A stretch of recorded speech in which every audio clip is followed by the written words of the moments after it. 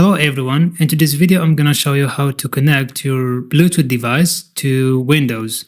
All you have to do is click on Start menu and then go to Settings and then go to Devices. Let's just turn on the Bluetooth itself. Just click on Turn on this option to enable it, and then go to Add Bluetooth or device, and then choose Bluetooth, and it's gonna start searching for Bluetooth devices available that you can connect to it.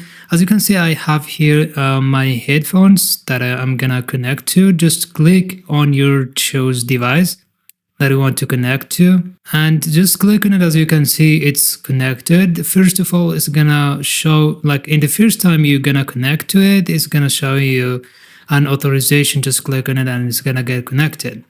And after you connect it, just click on Done and everything is set it up.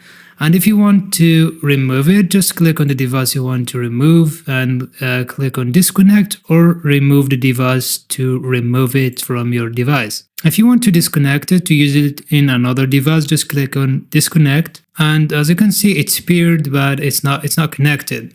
You can use it in other devices. And if you want to remove it, just click on Remove and yes, and it's gonna remove this device. And if you like this video, give it a thumbs up and subscribe to our channel. See you next time.